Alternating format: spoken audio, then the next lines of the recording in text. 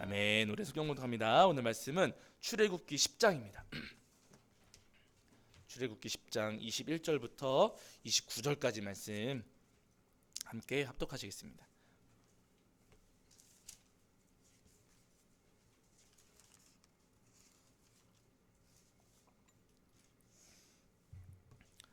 장 21절부터 29절까지입니다. 자, 10장 21절부터 29절까지 말씀 우리 찾으신 줄 알고 한 목소리로 함께 합독하겠습니다. 함께 합니다.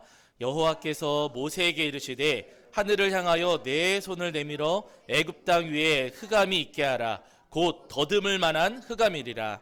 모세가 하늘을 향하여 손을 내밀매 캄캄한 흑암이 3일 동안 애굽 온 땅에 있어서 그동안은 사람들이 서로 볼 수 없으며 자기 처소에서 일어나는 자가 없으되 온 이스라엘 자손들이 거주하는 곳에는 빛이 있었더라. 바로가 모세를 불러서 이르되 너희는 가서 여호와를 섬기되 너희의 양과 소는 머물러 두고 너희 어린 것들은 너희와 함께 갈지니라.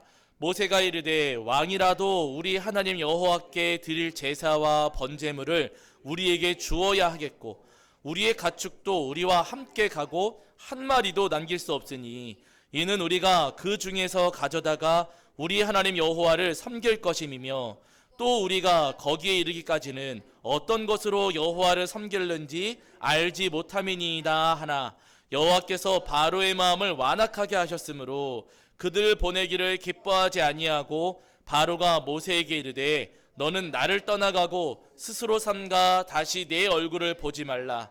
내가 내 얼굴을 보는 날에는 죽으리라. 모세가 이르되 당신이 말씀하신 대로 내가 다시는 당신의 얼굴을 보지 아니하리이다. 아멘. 우리 자리에 앉으시겠습니다. 여러분 한 주간 평안하셨지요? 오늘도 우리 하나님 앞에 나와 예배하는 저와 여러분 위에 우리 주님께서 주시는 은혜와 사랑이 가득하기를 간절히 소원합니다. 자, 지난주에 저희가 출애굽기 10장 1절부터 20절까지 말씀을 통해서 우리에게 주시는 은혜를 함께 나누었는데요. 하나님께서 애굽 땅에다가 이제 재앙을 일으키셨죠. 이제 하나님께서 여러 가지 재앙들을 일으키시면서 하나님의 백성, 이스라엘 백성들을 내보내라 라고 말씀을 하셨습니다. 근데 그럼에도 불구하고 바로가 끝까지 계속해서 이스라엘 백성들을 놓아주지 않았던 이유는 뭐냐면요, 그 백성들을 자기 소유라고 생각을 했던 거예요. 200만 명 넘는 사람들인데 그들이 떠나가는 것 너무나도 아깝고 이들을 놓치기가 싫었던 겁니다. 내 사람들이고 내가 소유한 사람들인데 그들을 놓아주기 싫었기 때문에 바로는 하나님 말씀을 듣지를 않았어요. 그러나 하나님께서 바로에게 분명히 말씀하시기를 이스라엘 백성들은 너의 백성이라고 하십니까? 여호와 하나님 내 백성이라고 하십니까? 내 백성이라고 말씀을 하셨어요. 애굽 땅에 살아가고 있긴 하지만 바로의 통치 아래 놓여 있기는 하지만은 그 백성들은 하나님의 백성이다라고 분명히 말씀을 하셨습니다. 여러분 우리도 다 마찬가지예요. 내가 가지고 내가 소유하고 있는 것들 굉장히 많거든요. 시간도 내 것이고 건강도 내 것이고 물질도 내 것이고 여러 가지 것들 내가 소유하고 있는 것들 많이 있지만 하나님께서 오늘 우리에게 바로에게 하셨던 것과 똑같은 말씀을 하세요. 내가 가지고 있는 모든 것들 시간이며 건강이며 물질이며 모든 것들 다 누구 거라고요? 누구 거요? 하나님 거라고요. 내 속에 있고 내 손에 쥐어져 있는 것 같지만 그 모든 것들 하나님의 것이다. 그러니 하나님의 소유임을 인정하고 주님께 돌려드려라 라고 오늘 우리에게 분명히 말씀을 하십니다. 바라는 여러분, 내게 있는 모든 것들이 다 주님의 것이라는 사실을 기억하시면서 내 것으로 바로처럼 꽉 쥐면서 욕심 부리시는 성도님들이 아니라 하나님의 것을 기꺼이 하나님께 돌려드리실 수 있는 저와 여러분이 되기를 주의 이름으로 간절히 축원합니다. 자, 이제 오늘은 그 뒤에 이어지는 출애굽기 10장 21절부터 29절까지 말씀을 통해서 우리에게 주시는 은혜를 나누려고 하는데요. 바로가 고집을 부리니까 하나님 백성을 보내주지 않으니까 하나님께서 메뚜기 재앙을 일으키셨지요. 그 메뚜기 때문에 애굽 땅에 있었던 풀들을 다 사라져 버렸어요. 메뚜기가 다 갉아먹어가지고 여러분 그 벼이삭 올라오고 하는 것들도 이 메뚜기가 다 먹어치웠습니다. 그래가지고 애굽 땅에 지금 난리가 난 거예요. 한 해 농사를 완전히 망치고 한 해를 살아갈 수 없을 지경이 되었습니다. 그러니까 바로가 그때 또 다시 마음이 돌아서가지고 잘못했다고 싹싹 빌면서 제발 이 메뚜기 좀 없애달라고 부탁을 합니다. 모세가 그 부탁을 듣고서 하나님 앞에 기도했더니 하나님께서 메뚜기를 다 없애주셨어요. 서쪽에서 바람이 불어오게 하셔가지고는 그 메뚜기 떼들을 전부 다 홍해로 몰아 넣으셨습니다. 그래가지고 세상을 가득하게 했던 그 메뚜기 떼가 전부 다 사라져 버렸어요. 그랬더니 바로가 숨통이 조금 트였습니다. 조금 전까지는 곧 죽을 것 같았는데 메뚜기 사라지고 나니까 숨통이 조금 트였어요. 그러니까 다시 마음이 뒤집어져서 또다시 하나님 앞에 고집을 부리고 약속 지키지 않고 하나님 백성들을 놓아주지 않았습니다. 그래서 이번엔 하나님께서 아홉 번째 재앙을 일으키시는데, 아홉 번째 재앙은 잘 아시는 것처럼 흑암 재앙이에요. 흑암. 모세가 하나님 말씀을 따라가지고 하늘을 향해서 손을 쫙 뻗으니까 여러분, 그 하늘이 갑자기 어두컴컴해지더니 온 애굽 땅에 짙은 어둠이 깔렸습니다. 오늘 본문에 그 장면들이 쭉 나오거든요. 얼마나 그 어둠이 짙었는지 23절을 보시면 이렇게 말씀하세요. 우리 23절만 함께 보실게요. 자, 23절입니다. 23절입니다. 읽겠습니다. 시작. 그동안은 사람들이 서로 볼 수 없으며 자기 처소에서 일어난 자가 없으되 온 이스라엘 자손들이 거주하는 곳에는 빛이 있었더라. 아멘. 이렇게 말씀하세요. 여기 보시면은요, 그 처소에서 일어나는, 서로 얼굴도 볼 수가 없고 처소에서 일어나는 자가 없으되 이렇게 말씀을 하셨어요. 그러니까 이 흑암이, 이 어둠이 얼마나 짙은 어둠이었냐면은요, 앞을 볼 수가 없는 거예요. 내 앞에 있는 사람조차도 지금 얼굴을 바라볼 수 없을 정도로 어두운, 그 아주 짙은 어둠이었고, 손을 더듬어 가면서 걸어가는 것조차도 할 수 없을 정도로, 어디를 다니는 것은 상상도 할 수 없을 정도의 아주 짙은 어둠입니다. 여러분, 사방팔방이 이렇게 어둠에 휩싸이면은 무서울까요, 안 무서울까요? 이거 굉장히 무섭습니다. 어젠가 그젠가 제가 명확히 기억은 안 나는데요, 아침에 안전문자가 띠링 하고 울렸어요. 보니까 뭐 영종대교에 안개가 짙어가니까 영종대교 지나는 분들은 운전 조심하십시오 하는 문자였거든요. 여러분, 안개가 짙을 때 운전해 보시는 분들은 아세요. 이게 굉장히 힘들기도 하고 무서워요. 네, 앞에 차가 어느 간격으로 있는지 알 수가 없고 내가 차선을 잘 가고 있는지도 알 수가 없어요. 가고 있긴 하지만 벌벌벌 떨면서 서행하면서 갈 수밖에 없거든요. 안개만 껴. 네? 비상등은 켜긴 하는데 굉장히 무서워요. 누가 중앙선 넘어오진 않을지 굉장히 무섭고 두려움에 떨리는 마음으로 그 길을 갈 수밖에 없다는 거예요. 근데 이 3일 동안에, 애굽에는 3일 동안에 흑암이 내린 거예요. 깜깜한 흑암. 애굽 사람들은 무서웠을까요, 안 무서웠을까요? 어마어마하고 무서워요. 제가 예전에 한 말씀드렸잖아요. 저희 교회 2012년 6월 달에 개척을 했거든요. 6월 지나고 6월, 7월, 8월 지나가면서 장마철도 있고 무슨 태풍도 불어오고 그러잖아요. 제 기억으로는 7월쯤이었던 것 같아요. 한 달 정도 지나가지고 비가 막 내리는 날이었어요. 비 오는 날 혼자 낮에 교회에 와가지고 저 안쪽에 이제 책상이 저 안쪽에 있으니까 저 안쪽에서 제가 혼자 앉아가지고 저 할 일을 하고 있었어요. 뭐 대수로운 일은 아니었어요. 별거 아닌 일이었는데 혼자 앉아가지고 이것저것 뒤적뒤적 찾기도 하고 뭐 보기도 하고 하면서 혼자 저쪽에 앉아있는데 갑자기 전기가 탁 나가버리는 거예요. 무슨 예고도 없어요. 뭐 깜빡깜빡 뭐 이런 것도 없고요. 혼자 앉아서 막 이것저것 하는데 갑자기 전기가 탁 나가는 겁니다. 여러분, 제가 그때 어떻게 했을까요?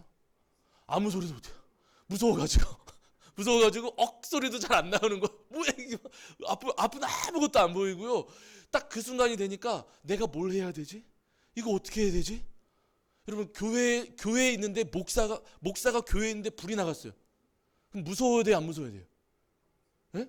안 무서워야 되는 게 머릿속으로, 그렇죠. 믿음이 있으면 안 무서워야 되는데 저는 너무 무서운 거. 이해가 안 되시지만은요, 굉장히 이게 너무 무서운 거예요. 교회인데도, 내가 목사인데도 이게 너무나도 이 상황이 무서운 겁니다. 더듬 하면서 이제 불을 찾는 거예요. 근데 잘 아시지만 우리 교회는 밖에서 햇빛이 들어오질 않잖아요. 요만큼 나와야 저 문 쪽으로 들어오는 햇빛이 있지, 저 안쪽에는 진짜 빛 한 줄기 들어오지가 않습니다. 내가 늘 나오던 곳이었고 교회이고 목사이기도 한데, 여러분, 그 어둠 속에서 나오려고 하다 보니까 와, 그 몇 분 안 되는 시간이, 아마 5분도 채 안 걸렸을 거예요. 근데 그 몇 분 안 되는 시간이 몇 시간처럼 느껴지고 그 상황이 너무나도 무섭고 너무나도 두렵게 느껴지더라는 겁니다. 근데 여러분, 그 큰 어둠, 그 짙은 어둠이 애굽 온 땅에 내려졌어요. 애굽 온 백성들이 어마어마한 그 두려움에 휩싸여 가지고 3일 동안을 보내게 되는 겁니다. 그런데 여러분 중요한 것은 뭐냐면은요, 애굽 땅에 그렇게 큰 어둠이 내렸고 우리가 정전되는 상황도 제가 겪긴 했지만은 우리가 이 땅을 살아가는 동안에 내 눈앞이 캄캄해지는 경험을 할 때가 있어요, 없어요? 있어요.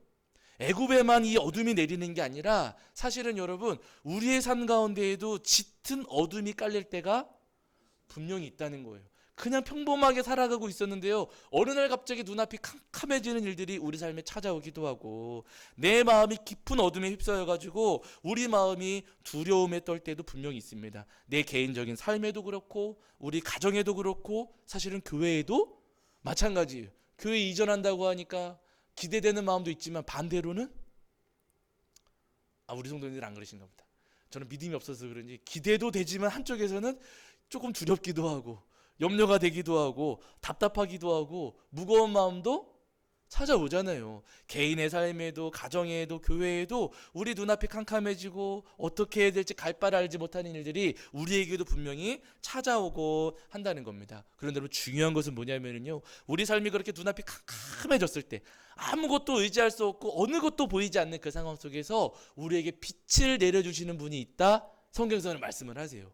우리 눈앞이 캄캄할 때 우리에게 빛이 되시는 분이 누구시라고요? 하나님이시고 우리 예수님이십니다. 이럴 때 아멘 하셔야 되세요. 네. 우리 눈앞이 캄캄해졌을 때 우리 예수님이 우리 삶 가운데 빛이 되어주신다, 성경에서 우리에게 분명히 말씀하세요. 여러분 어디냐면요, 성경은 우리 요한복음 한번 찾아보실게요. 요한복음 8장 12절입니다. 요한복음 8장 12절.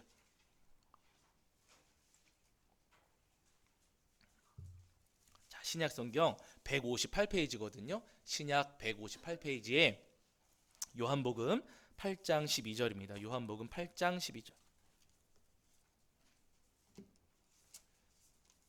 네, 요한복음 8장 12절.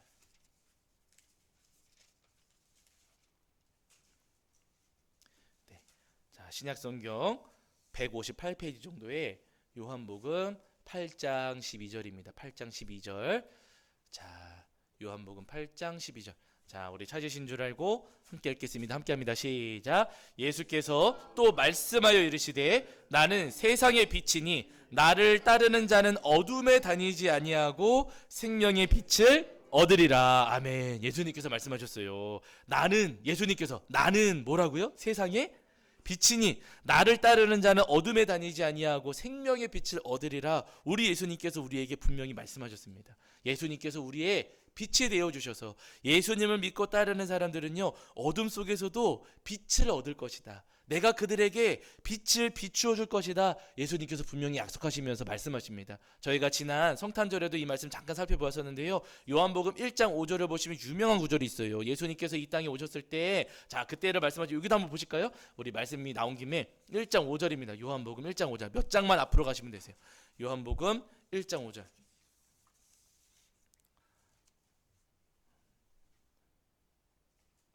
예수님에 대한 말씀이거든요. 예수님이 어떤 분이신가? 요한복음 1장 5절. 자, 우리 찾으신 줄 읽겠습니다. 시작. 빛이 어둠에 빛이 돼 어둠이 깨닫지 못하더라. 아멘. 여러분, 빛이 어둠에 빛이 돼 어둠은 깨달아요, 못 깨달아요? 못 깨달아요. 그런데 깨닫지 못하더라 라고 번역된 이 구절은 여러분 달리 번역될 수가 있어요. 어떻게 번역할 수 있냐면요, 이기지 못하더라. 깨닫지 못하더라가 아니라 이기지 못하더라 라고 번역될 수도 있는 구절입니다. 50대 50의 가능성을 가지고 있어요. 빛이 어두움에 비치면 어둠은 빛을 이겨요, 못 이겨요? 예? 못 이깁니다. 예. 어둠은 절대로 빛을 이길 수가 없어요. 생명의 빛 대신 예수님께서 우리의 삶이 캄캄해졌을 때, 우리 눈앞이 캄캄해지고 한 치 앞도 우리가 내다볼 수가 없고 어떻게 해야 될지, 어디를 디뎌야 될지, 손으로 어디를 붙잡아야 될지도 모르고 우리가 흑암 속에서 두려워하고 있을 때 예수님께서 우리에게 찾아오셔서 우리에게 빛을 비춰주시면 어둠이 이겨요, 못 이겨요? 절대로 못 이긴다는 겁니다.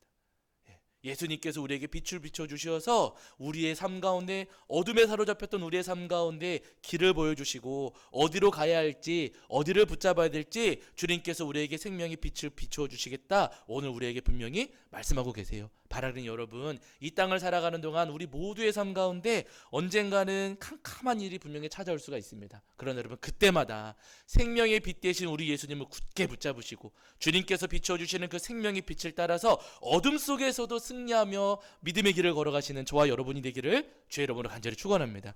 여러분, 오늘 본문을 보시면은 온 애굽 땅에 어둠이 깔렸잖아요. 그 어둠 속에서 애굽 사람들은 아무것도 하지를 못했어요. 근데 그 애굽 사람들의 마음 가운데에는 분명히, 성경에는 표현되어 있지 않지만 애굽 사람들의 마음 가운데에는요, 분명히 한 가지 기대가 있었을 거예요. 누구를 기대하고 누구를 의지했을까요?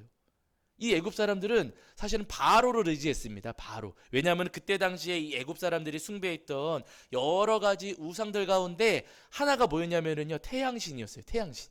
근데 그 시절에 뭐 다른 민족들도 마찬가지예요. 태양은 아침마다 떠올라서 저녁에 지니까 이 태양을 숭배하는 민족들이 많이 있었거든요. 근데 애굽 사람들도 태양신을 숭배했어요. 근데 그들이 특이했던 것 가운데 하나는 뭐냐면요, 태양을 숭배하면서 태양의 아들이 누구다? 예? 바로. 예. 그런 믿음이 있었어요.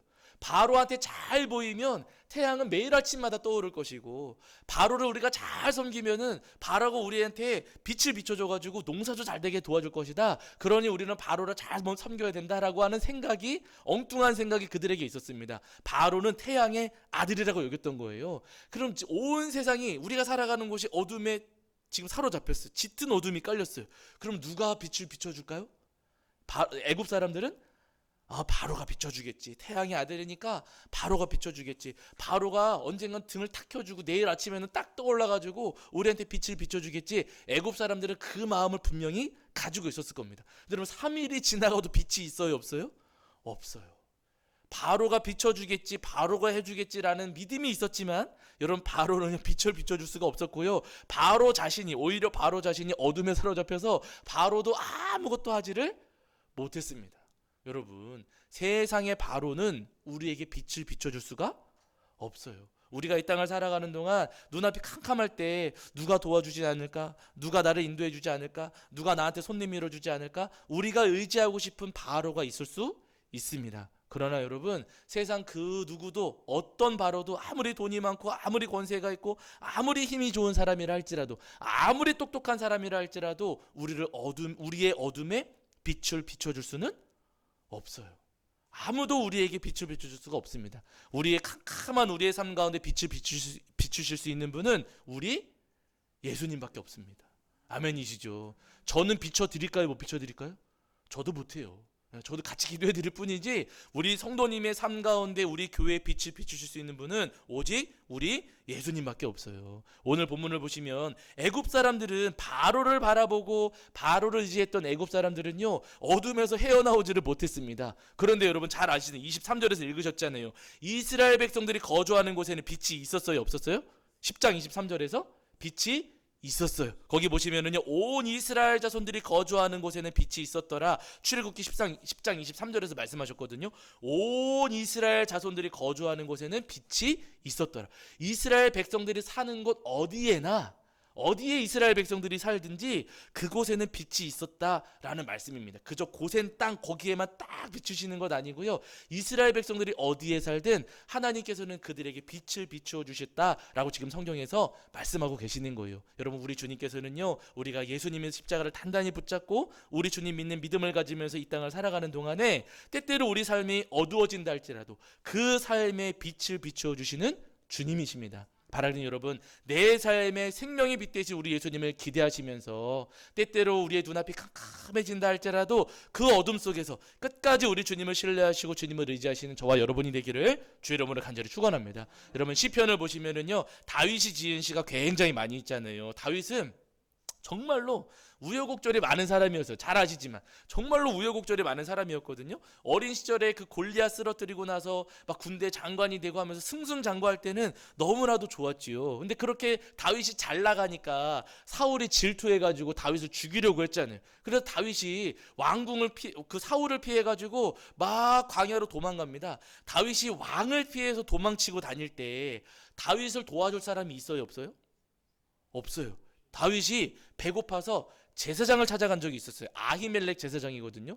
도망치다가 너무 배고프니까 아히멜렉을 찾아가서 먹을 것 좀 주십시오 부탁을 했어요. 근데 먹을 게 없었어요. 먹을 것이라고는 하나님 앞에 올려드렸다가 이제 막 가지고 나온 진설병, 예, 빵이 있었거든요. 이거라도 당신이 부정하지 않다면, 당신이 지금 정결하다면 이거라도 드십시오 하고서는 아히멜렉이 도망치는 도망자 다윗에게 빵을 내어주었습니다. 해도 되는 거예요, 안 되는 거예요? 예? 이거 해도 되죠. 도망치는 사람, 제사장이 지금 도망치는 사람인데 굶주린 사람 먹여주는 게 왜 잘못이겠습니까? 먹여주었어요. 근데 이 소식이 사울의 귀에 들어갔습니다. 사울이 어떻게 했을까요? 제사장들을 다 죽였습니다. 그 중에 한 명, 아히멜렉의 아들 아비아달만 살아남아가지고 나중에 다윗한테로 가게 되거든요. 그러니까 여러분, 다윗을 도와주면은 몰살당한다 라는 생각이 있는데 다윗을 도와줄 사람이 있겠습니까, 없겠습니까? 아무도 없는 거예요. 다윗의 눈앞이 캄캄해지고요, 어디에 기댈 수도 없고 어디에 숨을 수도 없는 아주 막막한 처지가 됐습니다. 그때 여러분, 그렇게 다윗이 막막하고 눈앞이 캄캄해졌을 때 다윗에게 빛이 되어주시고 다윗을 도와주신 분이 누구시라고요? 여호와 하나님이셨어요. 아무도 의지할 수 없고 아무도 바라볼 수 없지만은요, 하나님께서 그 흑암 가운데 빛을 비추어 주셨습니다. 그래서 다윗이 시편에서 고백을 해요. 어디냐면 여러분, 시편 18편입니다. 시편 18편. 저희가 오늘 찬양하면서 불렀던 고백이거든요. 시편 18편. 자, 보세요. 18편 2절. 구약 성경 813페이지 정도에 있습니다. 813페이지 정도에, 자, 시편 18편 2절입니다.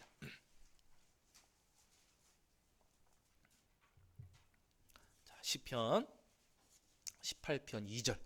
구약 성경 813페이지입니다. 18편 2절. 자, 우리 찾으신 줄 알고 한 목소리로 읽겠습니다. 함께합니다. 시작. 여호와는 나의 반석이시요 나의 요새시요 나를 건지시는 이시요 나의 하나님이시요 내가 그 아래 피할 나의 바위시요 나의 방패시요 나의 구원의 뿌리시요 나의 산성이시로다. 아멘. 다윗이 고백이에요. 하나님은 나의 반석이시고 나의 요새시고 나를 건지시는 분이시고 나의 하나님이시고 내가 피할 바위시고 나의 방패시고 구원의 뿌리시고 나의 산성이시로다.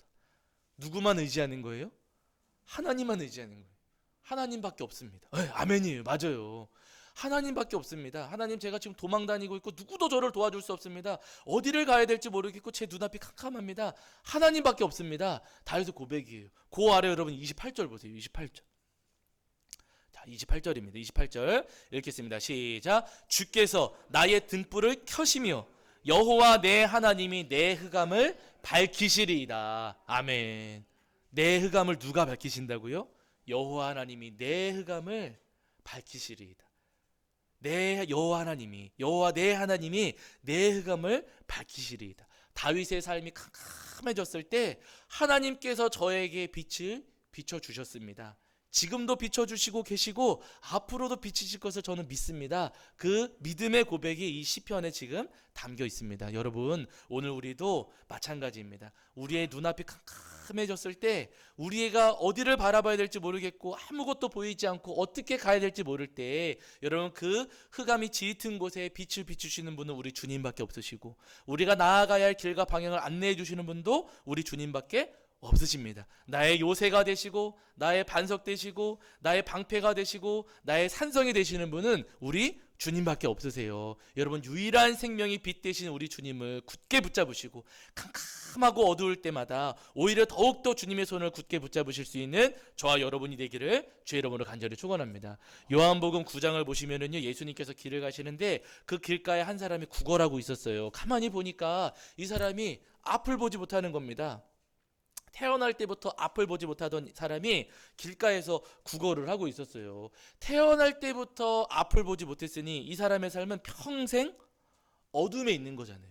짙은 어둠 가운데 평생을 살아왔던 사람입니다. 너무나도 안타깝고 너무나도 불쌍한 삶이에요. 여러분, 옛날에 저도 한번 이거를 해본 적이 있었거든요. 안대로 눈을 가리고서는 시각장애 있는 분들이 얼마나 한 걸음 내딛는 게 힘든지를 안대 가리고 한번 체험을 해보는 거예요. 여러분, 몇 걸음 갈까요? 못 갈까요? 못 가요. 못 가요. 진짜 못 가요. 이렇게 가려놓고서는 가보세요 그러면은요, 맨날 다니던 길도 절대로 못 갑니다. 저기 뭐 문을 열고서 길가로 가서 홈플러스까지 간다? 이건 상상도 할 수 없는 일이에요. 교회 안에서 걷는 것도 이거 정말로 어려운 일이거든요. 근데 여러분 이 사람은 성경 속에 요한복음 9장에 나오는 이 사람은요 평생 태어날 때부터 눈을 뜨지 못하고 앞을 보지 못했던 사람이니 그 삶이 얼마나 괴롭고 얼마나 힘들었겠냐는 거예요. 그 사람을 예수님과 제자들이 봤습니다. 근데 제자들이 그 앞을 보지 못하는 그 사람을 봤을 때 제자들은 뭐라 그래요? 예수님, 이 사람은 누구 죄 때문에 앞을 못 보는 거예요? 에? 누구 죄 때문에? 부모의 죄 때문이에요? 이 사람의 죄 때문이에요? 라고 하면서 이 사람이 앞을 보지 못하는 이유가 무엇인가를 분석해요. 요즘 유행하는 MBTI로 말하면 뭐예요? T예요, T. 분석하고 객관적으로 평가하고 이 사람 죄가 뭘까라고 하면서 이 사람의 죄를 먼저 따지려고 하는 겁니다. 근데 여러분 그 앞을 보지 못하는 사람을 예수님께서 보셨을 때는 분석을 하세요, 안 하세요? 예수님 분석하지 않으세요. 누구 죄 때문인지를 말씀해 주지 않으세요. 제자들은 그렇게 물었지만은요 예수님 그렇게 말씀하지 않으시고 뭐라고 말씀하시면은 그에게서 하나님이 하시는 일을 나타내고자 하심이라 이렇게 말씀하셨어요. 이 사람이 태어날 때부터 앞을 보지 못하는 이유는 하나님이 그에게서 하나님이 하시는 일을 나타내고자 하심이라 이렇게 말씀하셨습니다. 여러분 하나님께서 하시는 일이 뭐예요? 그 뒤에 나와요. 예수님께서 흙에다가 침을 뱉으신 다음에 진흙을 만드세요. 그 진흙을 그 사람의 눈에다가 이렇게 발라주셨어요. 그러시고는 말씀하시기를 실로암 연못에 가서 씻어라 하셨습니다. 이 사람이 실로암 연못에 예수님 말씀을 따라서 실로암 연못에 가가지고 눈을 막 씻었어요. 그랬더니 어떻게 됐어요? 눈이 떠졌어요. 평생 아멘입니다. 맞아요. 아멘이에요. 평생 앞을 보지 못하던 사람이었는데 예수님 말씀대로 했더니 눈이 뜨여져가지고 빛을 보게 되었습니다. 이게 하나님께서 하시는 일이에요. 뭐예요? 어둠 속에 있던 사람들에게 빛을 주시는 것. 평생 어둠에 살아왔지만 그 어둠 속에 빛을 비추시는 것, 그것이 우리 하나님께서 하시는 일이다. 그리고 그 일을 우리 예수님께서 우리 눈앞에서 분명히 보여주셨다라고 성경에서는 오늘 우리에게 말씀하십니다. 여러분 우리 눈앞이 캄캄할 때 우리에게 빛 되시는 분은, 빛을 비추실 수 있는 분, 빛을 비추시는 분은 우리 주님밖에 없습니다. 바라기는 어두운 세상을 살아가시는 동안에 빛 되신 우리 예수님을 기대하시며 또 기다리시면서 이 땅 가운데 믿음으로 승리하시는 저와 여러분이 되기를 주의 이름으로 간절히 축원합니다. 우리 성도님들이 기억하실지 모르겠지만은요, 저희 결혼식 때 기도해 주신 목사님이 계세요. 윤영재 목사님이시거든요. 근데 그날 아마 뭐 눈치채셨는지는 모르겠지만은 이 목사님이 사실은 앞을 못 보셔요. 근데 제 아내가 이제 이천에 살 때 섬겼던 다녔던 교회 담임 목사님이신데 앞을 보지 못하시는 목사님이십니다. 암 투병을 하시면서 위를 절제하셨고 그러면서 여러 가지 후유증도 있으시고 하셔가지고 시력을 잃게 되신 거예요. 그런데 여러분 그날 느끼셨을지 모르겠지만 암 투병하시고 앞을 보지 못하시고 암 투병하시면 식사도 제대로 못하시고 잠도 하루에 몇 시간 못 주무신대요. 잠도 많이 못 주무시고 식사도 많이 못 하시고 앞이 보이지 않고 암 투병하는 고통도 있으실 텐데 여러 가지가 있으면 얼굴이 어때야 돼요? 에? 에? 얼굴이 막 찌그러지기도 하고 막 괴로우니까 너무 힘들고 그러셔야 될 텐데 이분의 표정이 항상 제가 뵐 때마다 느끼는 것은 뭐냐면요, 저보다도 밝으시고 편안하세요. 시력을 그렇게 잃으셨는데 그렇게 고통 가운데 계시는데도 누구보다도 평안하십니다. 그래서 기회가 될 때마다 이천 들릴 때마다 이제 가서 시간이 되면은 목사님 뵙고 대화도 나누고 기도도 받고 이러고 오거든요. 그때마다 제가 경험하면서 느끼는 것은 뭐냐면은요, 와, 목사님 어떻게 이런 상황에서도 평안하실 수가 있으실까? 근데 제 아내를 통해서 제가 전해 듣기로는 목사님께서 고백하시기를 시력을 잃고 나니 앞이 보이지 않고 나니 누가 더 잘 보인다고요? 예수님이. 하나님의 마음이 더 깊이 경험되어지시고 비록 아픔 보이지 않지만은 내 시력은 세상을 바라보지는 못하지만은 그 어둠 속에서 오히려 하나님이 더 가깝게 느껴지시고 오히려 예수님이 더 친밀하게 느껴지시더라는 거예요. 그래서 목사님이 누구보다도 저렇게 평온하시고 누구보다도 저렇게 표정이 밝으시구나, 제가 그 생각을 합니다. 너무나도 존경스러운 목사님이고요, 너무나도 저절로 고개가 숙여지는 그런 목사님이세요. 이름 없이 빛도 없이 사역하시지만은요 정말 대단한 목사님이시다, 제가 그렇게 늘 생각하며 존경하고 있습니다. 여러분 우리도 마찬가지입니다. 그 어둠 가운데 빛을 비추시는 분은 예수님이세요. 누구나 사람들이 바라볼 때는 와 어둠이다 싶지만은요 아니에요. 그 어둠 가운데 우리 주님께서는 분명히 빛을 비춰 주시고 그 어둠 가운데 생명의 길을 우리에게 보여주시면서 우리를 붙잡아 인도해 주십니다. 여러분 때때로 우리의 삶이 캄캄해질 때 우리 눈앞이 캄캄해지고 어디로 가야 될지 모를 때마다 주님 저에게 생명의 빛을 비춰 주시옵소서. 제가 다른 것 아무것도 의지하지 않겠습니다. 우리 주님이 생명이 비친 것을 제가 믿고 우리 주님만 제가 바라보니 하나님 제 마음에도 제 삶에도 저희 가정과 저희 교회에도 생명의 빛을 비춰 주시옵소서. 그래서 믿음의 눈을 뜨고 우리 주님 바라보게 하여 주시옵소서. 기도하시는 저와 여러분이 되기를 주의 이름으로 간절히 축원합니다. 자, 우리 찬송하겠습니다. 찬송가 428장입니다. 428장 찬송하시면서 준비하신 예물 봉헌하겠습니다. 찬송가 428장.